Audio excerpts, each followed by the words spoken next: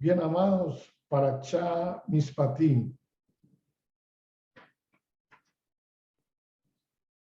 Iniciamos con el estudio del Talmud, donde nos enseñan nuestros sabios que quien desea convertirse en una persona devota deberá prestar mucha atención a las leyes sobre daños y perjuicios.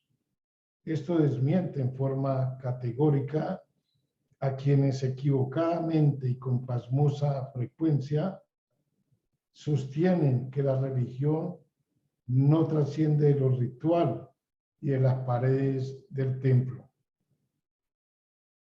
Aquel enseña a nuestros sabios que es irresponsable para con los bienes de los demás, de otras personas, es tan poco observante de la Torá como aquel que se descuida en la observancia del Shabbat o de las leyes de Karrut.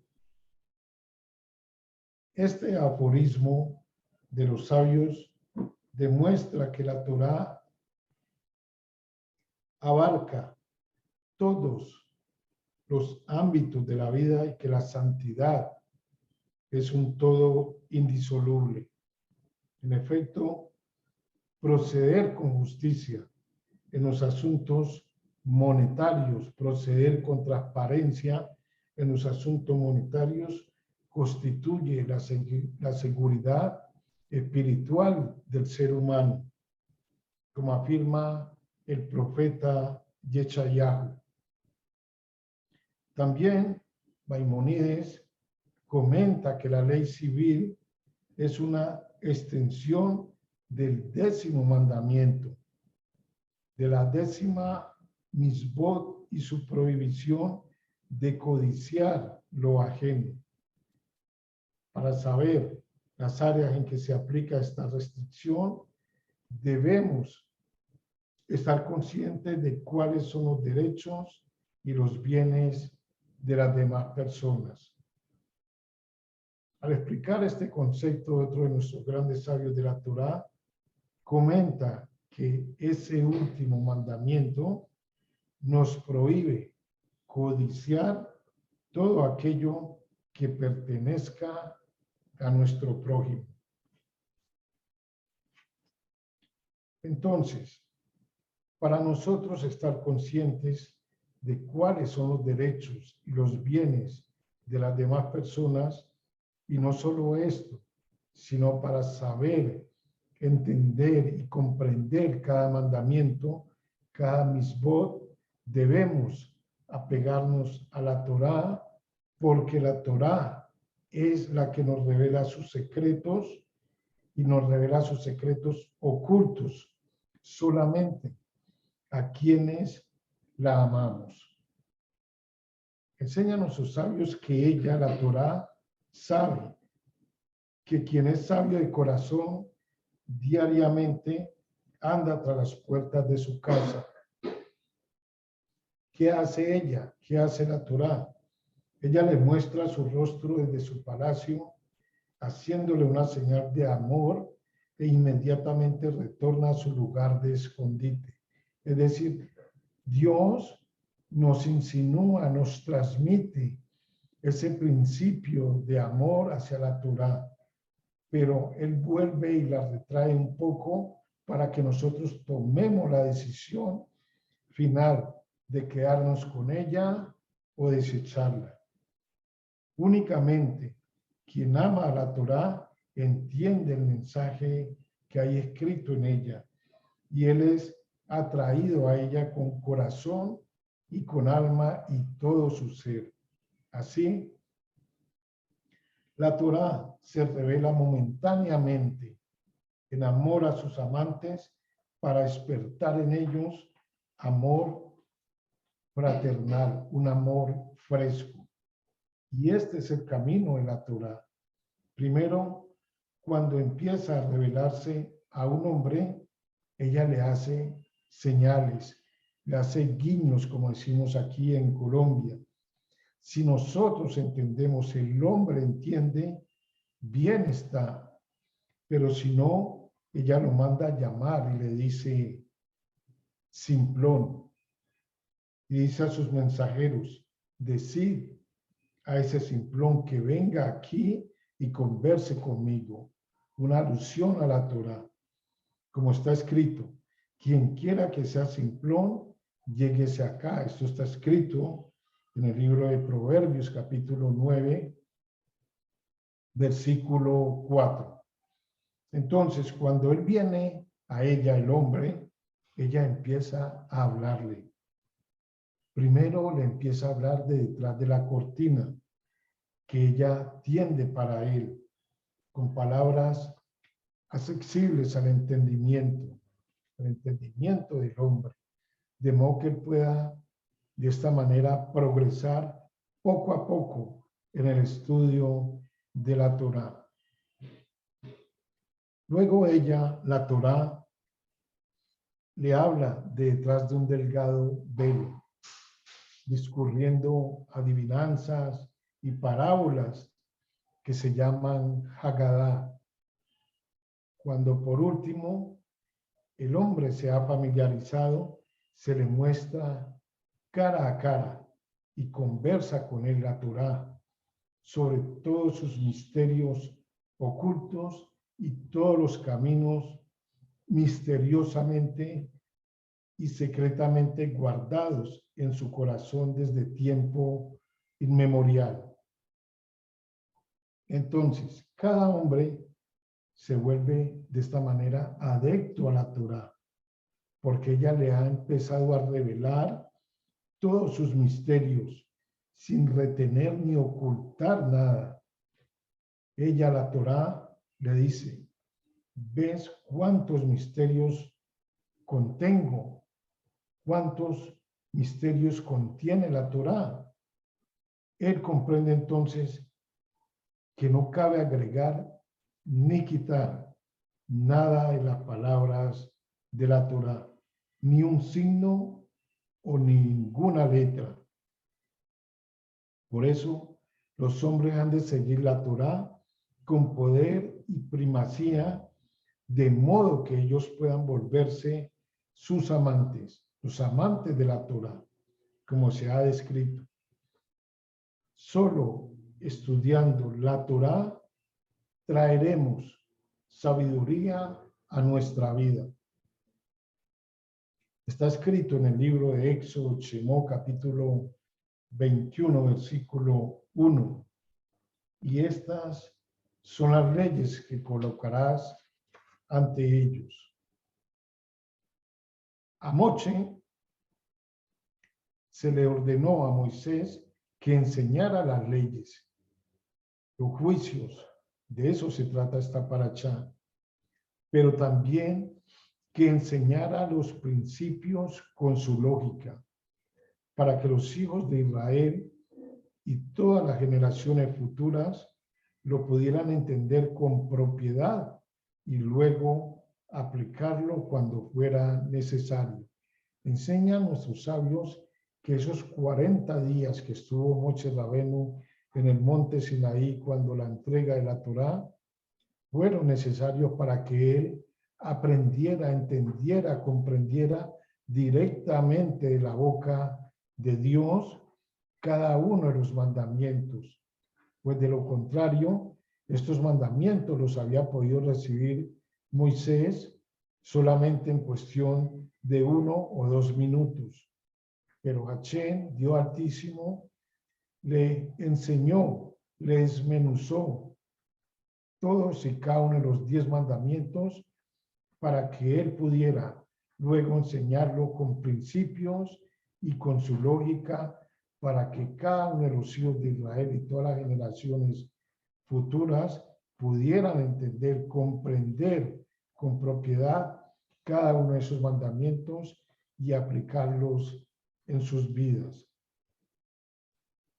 Esta parashá Mishpatim contiene muchas leyes que eran aplicables en aquellas épocas, pero que ahora resultan más difíciles de aplicar por obvias razones.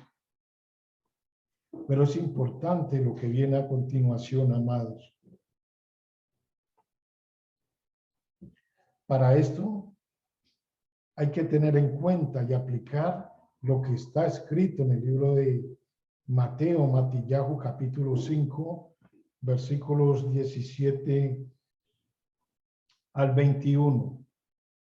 Está escrito: porque de cierto os digo que hasta que pasen el cielo y la tierra, ni una yud, ni una jota, dicen otras versiones, ni una tilde pasará de la Torá hasta que todo lo dicho en ella haya sido totalmente enseñado y alcanzado su intención original.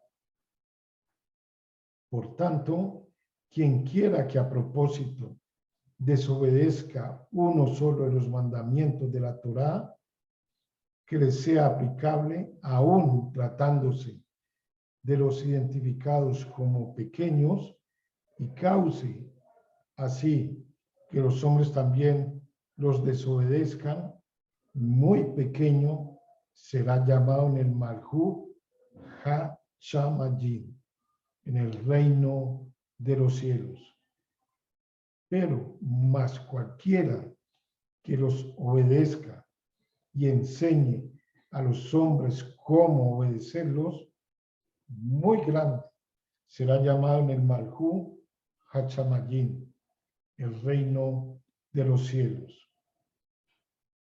Por eso, nuestro Santo Maestro nos enseña muy categóricamente, de una manera explícita, de una manera precisa, concisa y maciza, en el versículo 17: ni os pase por la mente la idea que he venido para declarar abrogada la Torá o los profetas.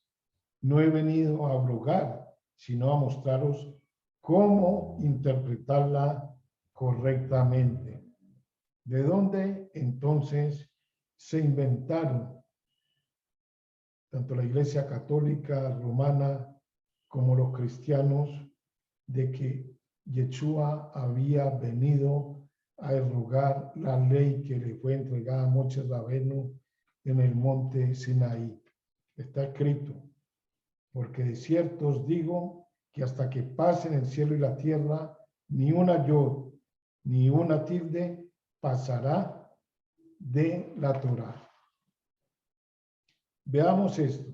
En el versículo 21 está escrito: oísteis que fue dicho a nuestros padres, no asesinarás.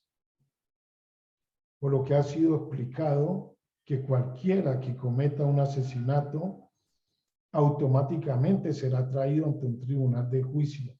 La Parashá Mishpatim nos relata, nos enseña mucho acerca de estas leyes. ¿Qué pasa aquí? ¿Qué sucede?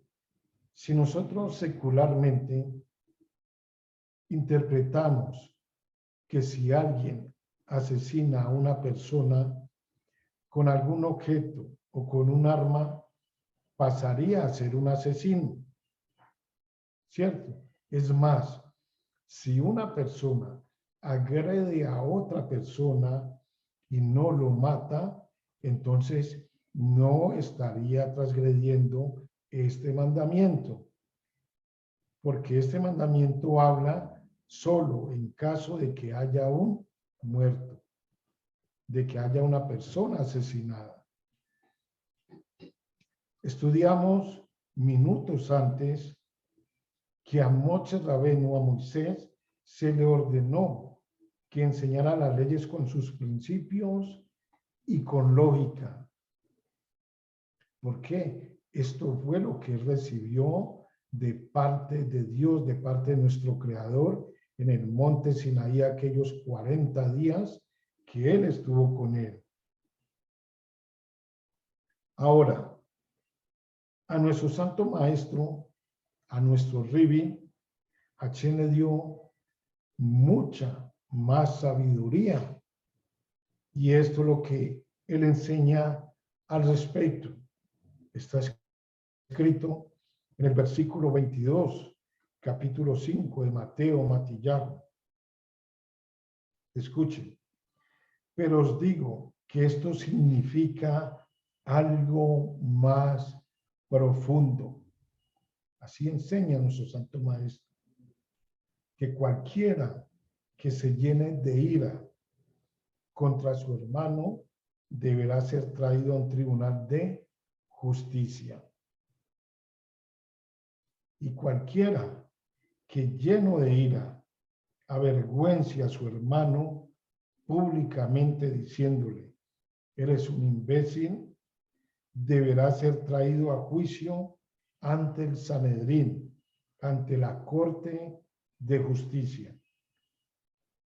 Y cualquiera que le diga a su hermano estúpido, automáticamente se hace culpable y merece ser echado al horno de fuego. Escribamos esto, amados, y leámoslo en el Nuevo Testamento que llamamos o que es conocido así. Entonces, ¿con cuál de las dos enseñanzas nos quedamos? ¿Con la de Moche Rabenu o con la de nuestro Rivi? La respuesta la darán cada uno de ustedes al final de este estudio. Aprenderemos un poco más acerca de esto. Bien, como hemos llegado tan lejos, debemos ahora descubrir las sendas ocultas de nuestro Creador. Sendas ocultas que los hombres no conocen, aunque todos ellos están en el camino de la verdad, como está escrito, porque los caminos del Señor son rectos, los justos andarán en ellos y los transgresores tropezarán en ellos. Está escrito en el libro de Oseas capítulo 11, versículo 10. ¿Cómo descubrimos las sendas ocultas? Ya sabemos que la Torá revela sus secretos ocultos solamente a quienes la aman.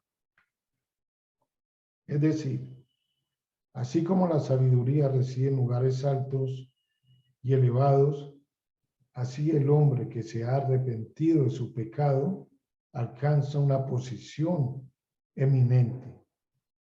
Por eso, los pecadores que se arrepienten pueden entrar aún allí donde no son admitidos los perfectamente justos.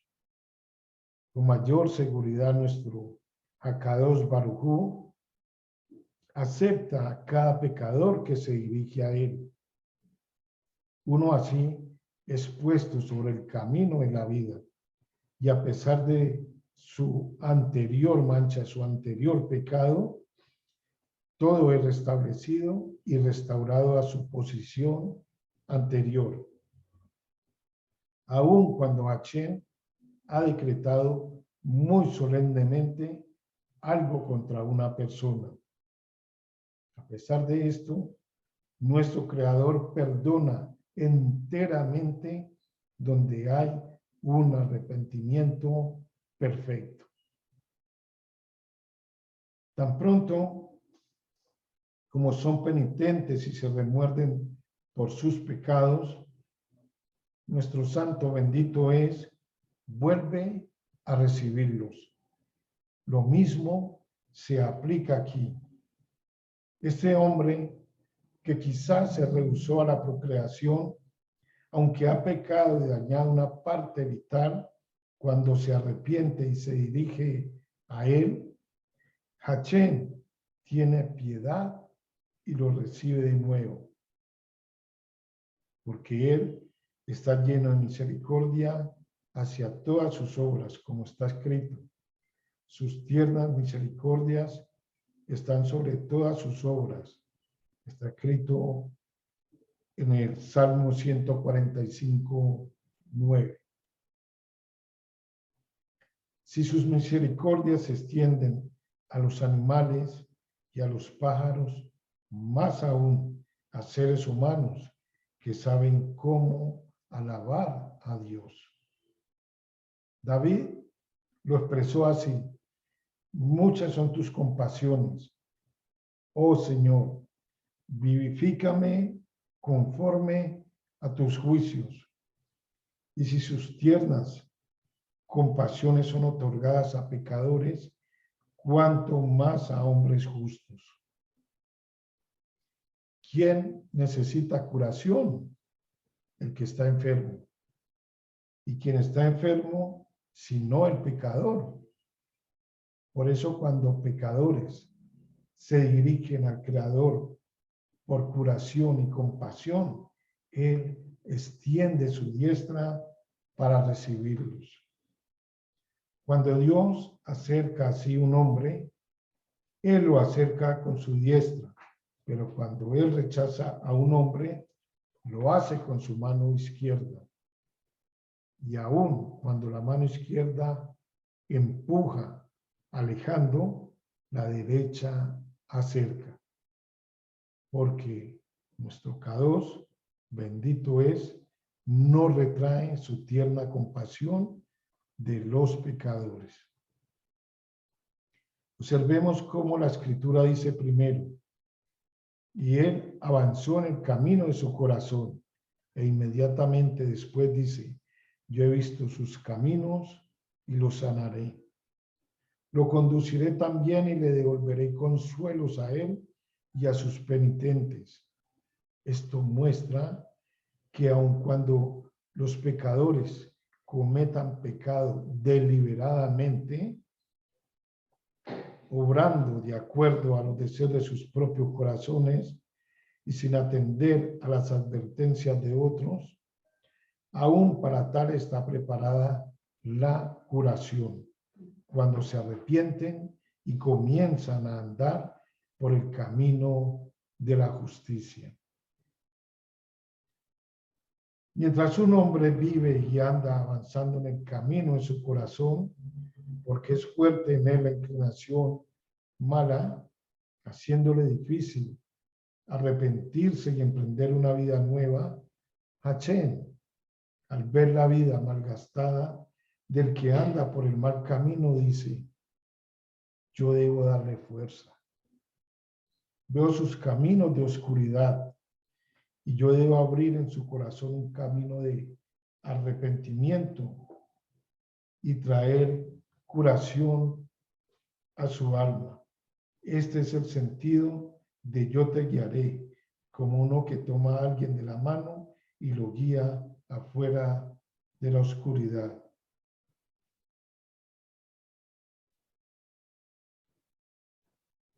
Por eso, cuando el santo otorga al pecador gracia para arrepentirse y efectuar su retorno a la justicia, él imparte arrepentimiento a él y consuelos a todos sus penitentes.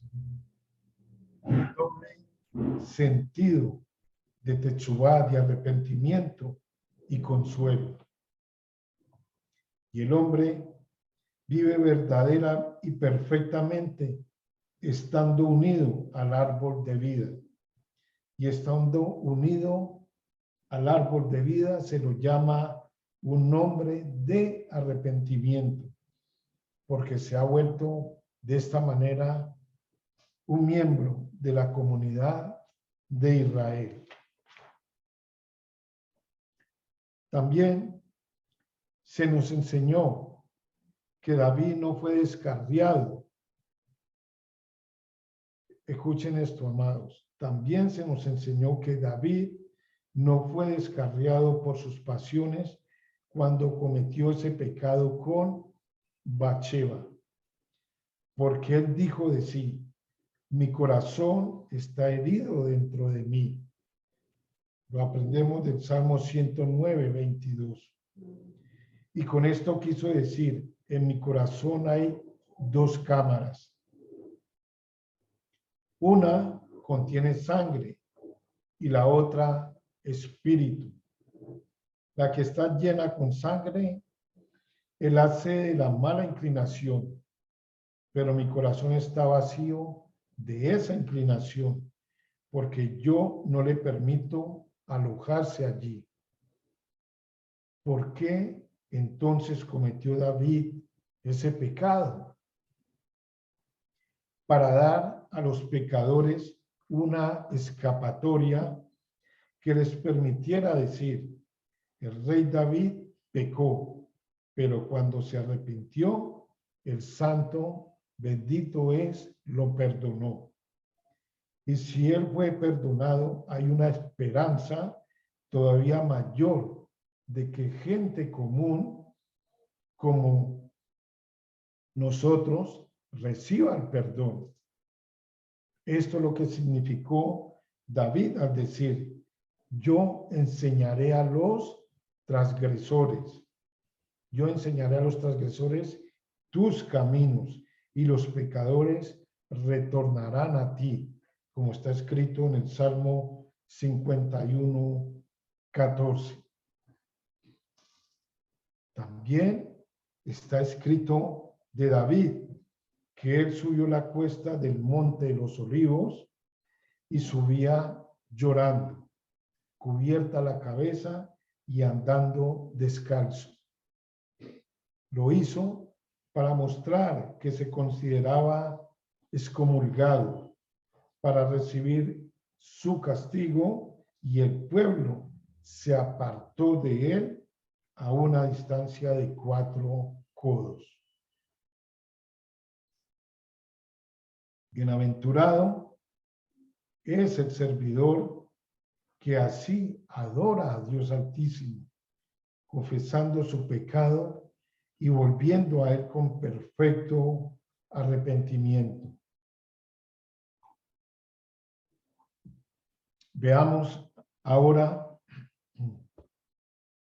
la insultante conducta de Shimí, hijo de Gerá, como está escrito en el libro de Samuel, segunda de Samuel, capítulo 16, versículo 5. Dice: la insultante conducta de Shimí, hijo de Gerá, hacia David. Esta era la peor, digámoslo así, experiencia que había tenido David hasta entonces. Y dice: sin embargo, David, perdón, no le contestó, perdón, una sola palabra a Shimí. Shimí, hijo de Gerá, se tornó delante de David con una insultante conducta. ¿Qué hizo David?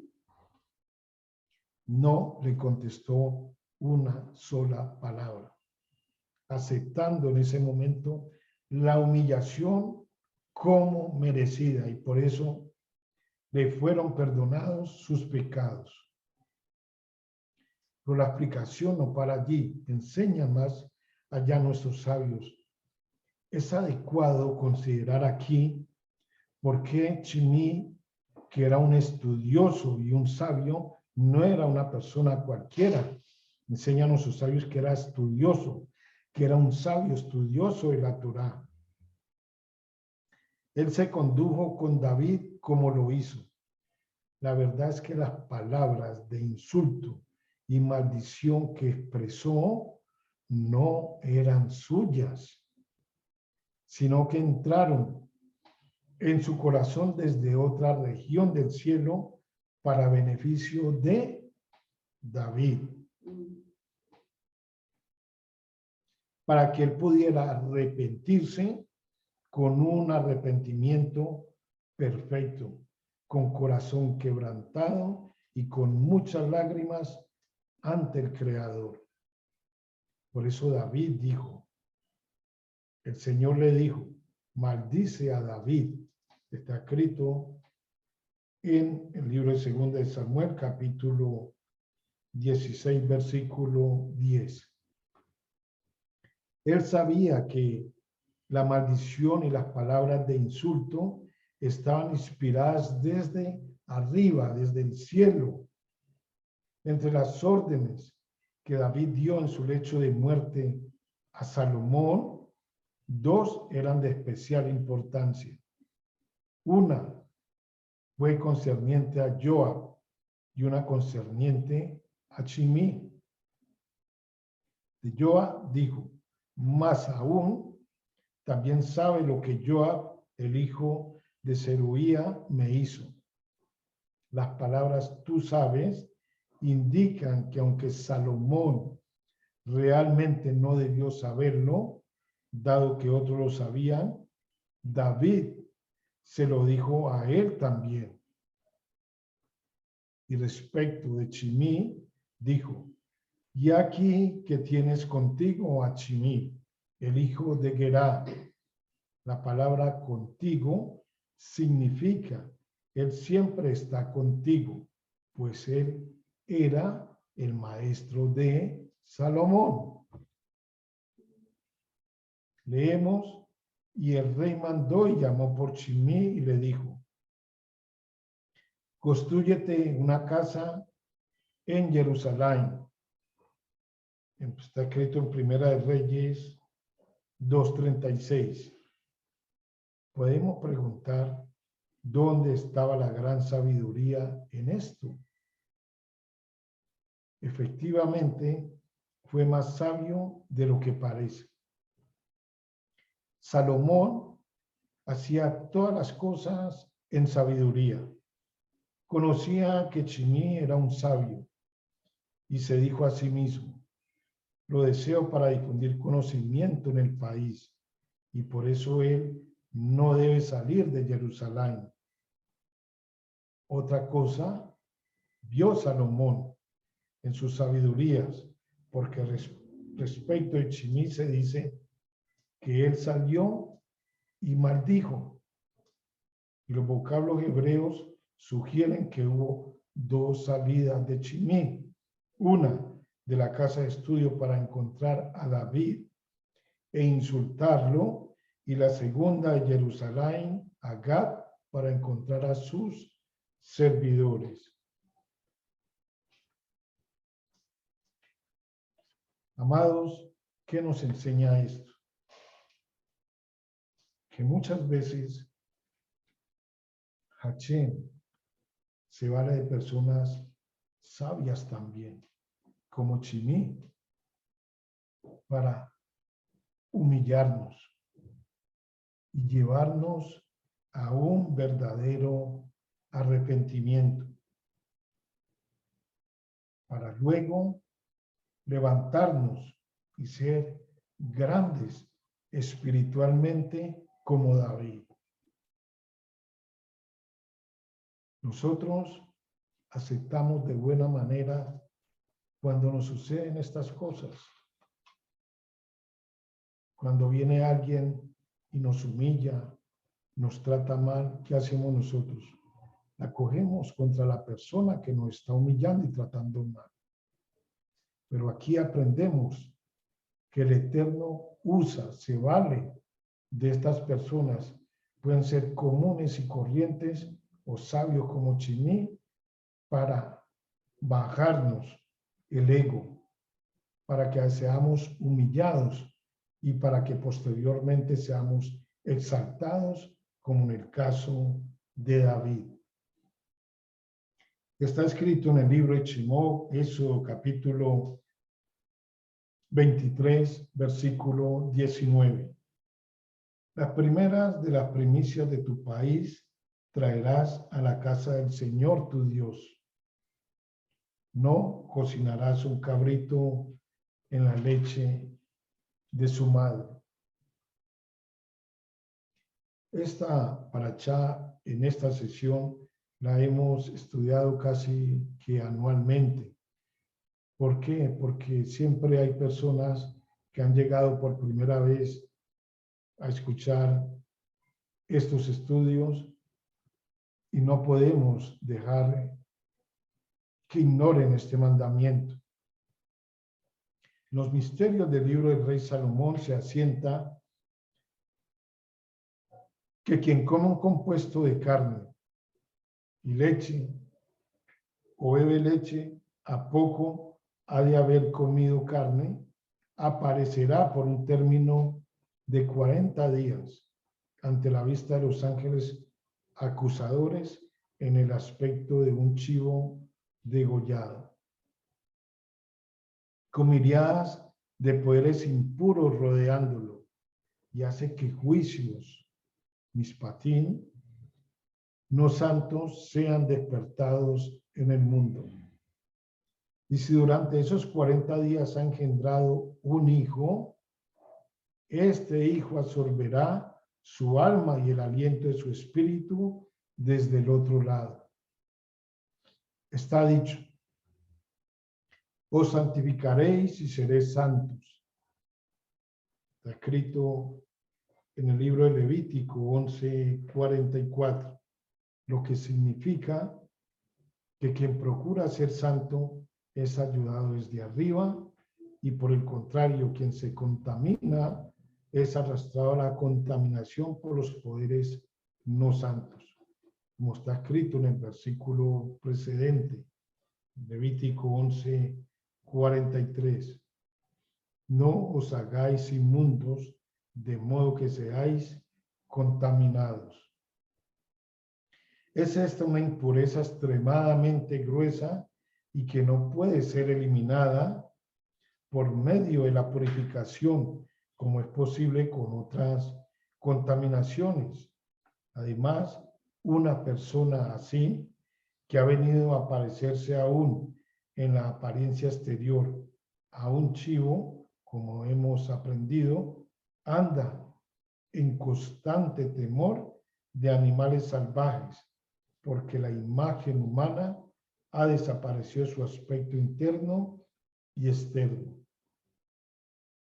También hay una tradición según la cual Daniel, Ananías, Mijael y Azarías fueron todos liberados de sus procesos solamente porque no se habían contaminado con comida prohibida. También está escrito al respecto: pero Daniel se propuso no contaminarse con los manjares del rey. Está escrito en el libro de Daniel, capítulo 1, versículo 8. Y hay una tradición según la cual el malvado Nabucodonosor acostumbraba, fuera de otros platos extraños a los que tenía inclinación, comer carne con leche y queso con vianda, porque Daniel se abstenía de participar en tal alimento cuando fue arrojado en la cueva de los leones. Alcanzó plenamente a la imagen del Señor, no cambiándose su perfeccionada forma humana en ninguna otra, como vimos hace minutos atrás, de modo que los leones se sintieron despavoridos y no le hicieron daño. Por otra parte, cuando el malvado Nabucodonosor fue privado de su reino y residió con las bestias del campo, su cara humana le fue retirada, y desde ese momento no portaba la impresión de un hombre, de modo que todas las bestias del campo lo consideraban como una de ellas, y lo habrían devorado prontamente si no hubiera sido que desde el cielo se decretó que se convirtiera en un objeto de burla para todos los hombres. Exactamente como se convirtiera en objeto de burla para los mismos animales. Respecto de Daniel, a ver, amados, si esto está escrito en el libro de Habacuc, capítulo 1, versículo 10. Respecto de Daniel y sus compañeros, está escrito que al cabo de los 10 días sus semblantes parecían mejores y más nutridos de carne que los de los muchachos que comían aquellos manjares del rey. Esto fue porque no fue apartada de ellos la imagen de Dios, mientras sí lo fue de los otros. ¿Cuál fue la causa de ello? El hecho de que no se ensuciaron con la abominación del alimento prohibido. Bienaventurados somos todos los que hemos sido llamados a ser pueblo santo. La prohibición de cocinar carne junto con la leche aplica a todas las ovejas, aplica a todo ganado vacuno, no solamente a la carne de cabrito en la leche de su propia madre. La ley rabínica extendió la prohibición a todos los demás mamíferos y aves kasher. La Torá menciona esta prohibición en 3 instancias, como está escrito en el libro de Devarim, capítulo 14, 21, de lo cual los sabios deducen que la prohibición de mezclar carne con leche consta de 3 elementos. Está prohibido cocinar esta mezcla. Está prohibido comerla y está prohibido tener de ella cualquier clase de provecho. Nuestros sabios explican que la prohibición y su inserción en esta parte de la Torá es un pecado caré. La carne representa el componente animal de la vida, los músculos y los tendones. La leche representa la capacidad reproductora de los seres vivos, pues la leche es el alimento del que se nutren las crías. En los animales, estos 2 aspectos de la vida son inseparables. Los animales comen y se reproducen por instinto. El hombre fue creado para aspirar a algo más elevado y no debe mezclar estos aspectos de su naturaleza.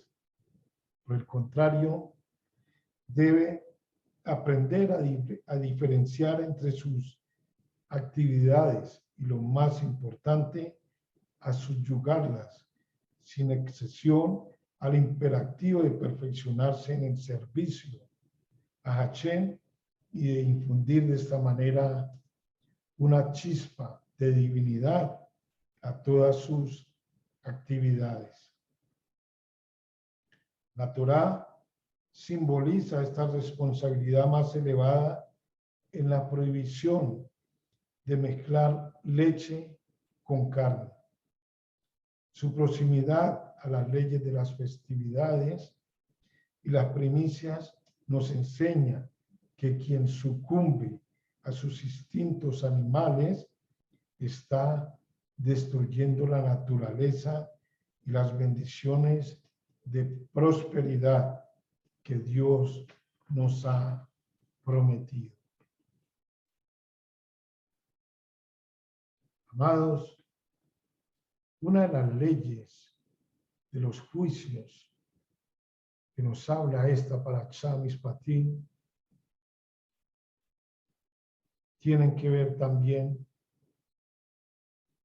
de lo que fue expuesto por Moshe Rabbeinu, por nuestro santo maestro Yeshua HaMashiach, nuestro Ribi, y aún sigue siendo expuesto por los sabios de Israel.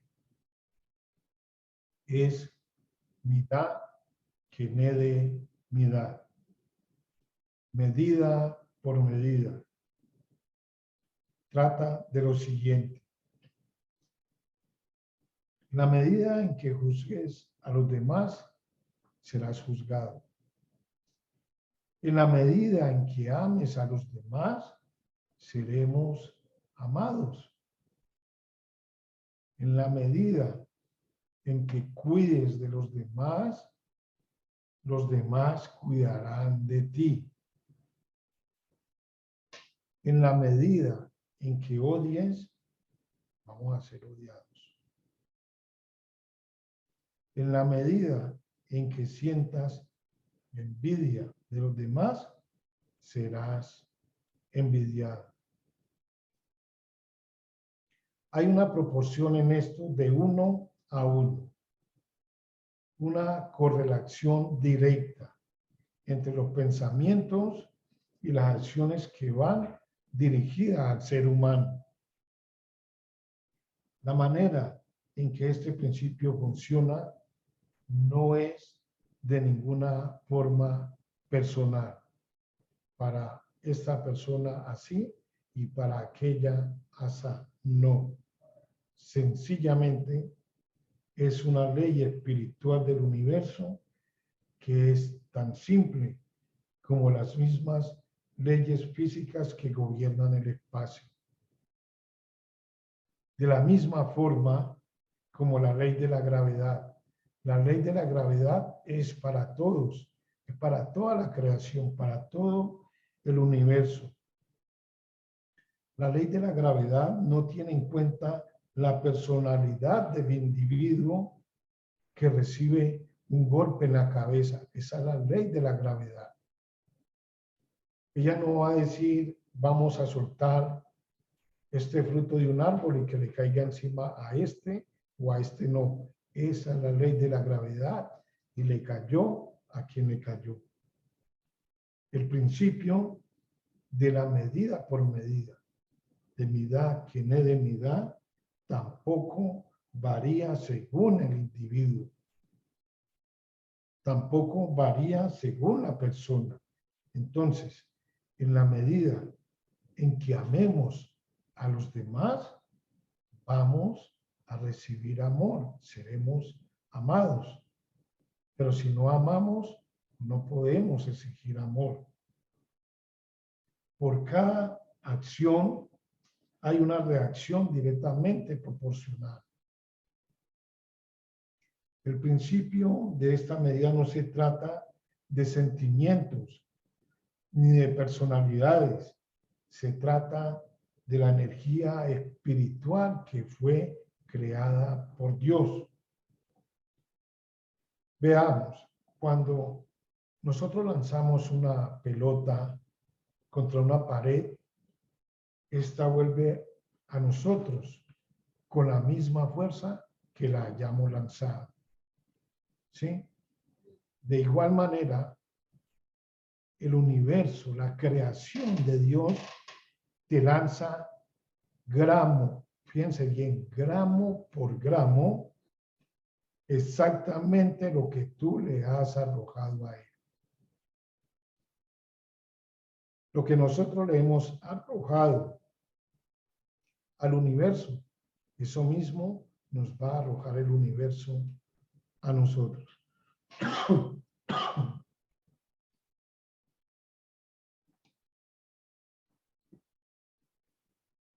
Midá que ne de midá,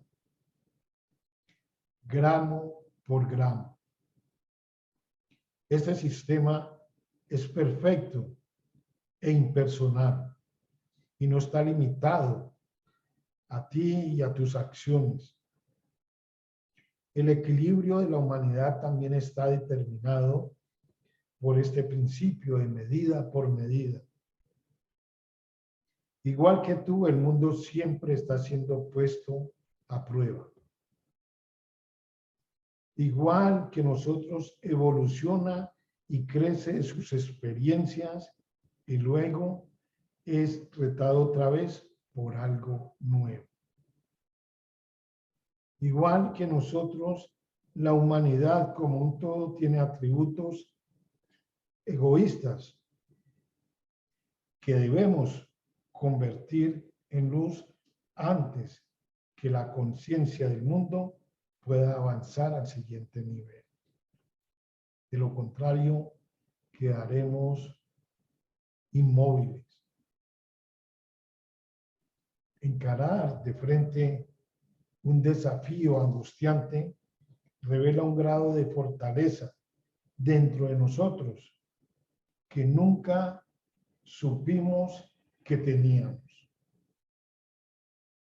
estas pruebas sean individuales, estas pruebas sean a nivel global a través de las leyes que fueron dadas a Moche y que nuestro Machía también las cumplió, nos ayudan a convertirnos en las personas que estamos destinadas a ser.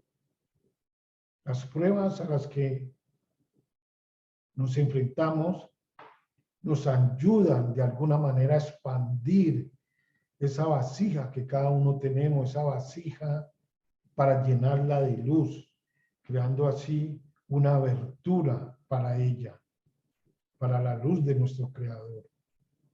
De hecho, cada gramo de potencial inspirado en Dios que nos concedió en la creación de nuestra alma se activa cuando superamos aquellas pruebas. Si nunca hubiésemos sido probados, no solo nos quedaríamos estancados en un sentimiento constante de insatisfacción, sino que tampoco dispondríamos de un mecanismo para eliminar los bloqueos de nuestro pasado. ¿Para qué? Para limpiar la basura, los desechos, todo lo que hemos cargado. Pero ¿qué sucede cuando pasamos estas pruebas? Estamos cambiando el curso de nuestro destino. Que el cielo lo permita de que sea así. Para terminar, cuando nosotros empezamos cada plegaria alabando a Dios, esto no se debe a que Él, a que Hashem, nuestro Creador, necesite nuestras alabanzas, sino que necesitamos reconocer que Él es la fuente de todo, pero de todo cuanto nos ocurre. La siguiente parte del rezo le pedimos que nos dé lo necesario.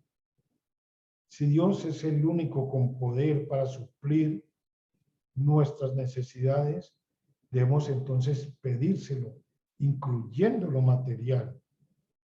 Cuando actuamos así, tenemos que asegurarnos en ser vasijas, recipientes dignos de las bendiciones de Dios Altísimo. Solo podemos pedir por sabiduría, por salud y riqueza.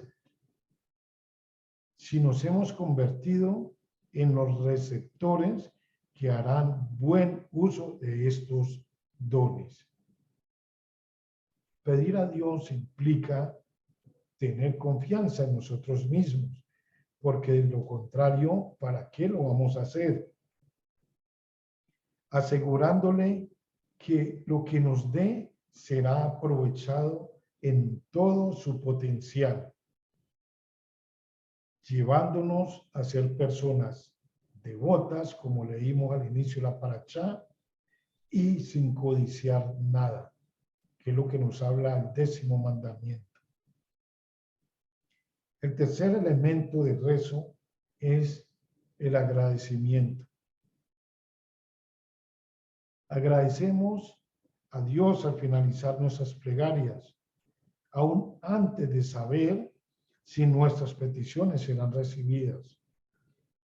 Haciendo esto, admitimos que todo cuanto Dios hace es en principio por nuestro beneficio. Comprendamos o no sus caminos, apreciamos la importancia de cuánto nos concede. Así nos es fácil aceptar que todo cuanto hace es por nuestro bien. Esta actitud nos ayuda también a desarrollar la fe, que es un requisito indispensable para amar a Dios, aun cuando nos priva de lo que pensamos necesitar o nos enfrenta a retos en la vida. Entre más confiamos en Él, entre más seguridad tenemos en Dios, entre más confianza, entre más fe, entre más emuná tengamos en Él, más le permitimos manifestar su amor por nosotros. Y esto lo que hace es estimularnos a crecer espiritualmente. Y termino con esta enseñanza de nuestros sabios, que nos revela el inmenso, el gran amor que tiene nuestro Creador por su creación. Hashem nunca, amados, nunca nos abandona. Existe una bien conocida historia acerca de un hombre que murió y fue al cielo a encontrarse con su Creador. Una vez allí se le mostró la película retrospectiva de toda su vida en milésimas de segundos. Mientras el hombre veía desfilar su vida pasada frente a él, vio también dos pares de huellas de pisadas en la arena. Cada vez que atravesaba un difícil periodo de su vida, veía las huellas suyas y las de su creador, de Hashem, en la playa. El hombre comprendió de esta manera que Dios permanecía a su lado cuando atravesaba por cada dificultad. Él lo entendió, él vio las otras dos huellas de Hashem caminando con él. Finalmente, llegaron a un periodo más difícil de su vida y allí solo apareció un par de huellas en la arena. Ya no habían dos, sino una. Cuando el hombre vio que el segundo par de huellas había desaparecido, empezó a llorar. Dios del universo preguntó, ¿cómo has podido abandonarme en el momento que más te necesité? Dios le contestó, hijo, no te abandoné. Donde viste un solo par de pisadas en la arena, es donde yo te levanté y te sostuve. Tremenda enseñanza. Amados, si logramos un acceso adecuado a las plegarias, a nuestros rezos, transformaremos nuestra perspectiva de Dios, del mundo y de nosotros mismos. Que así sea. Shalom, shalom.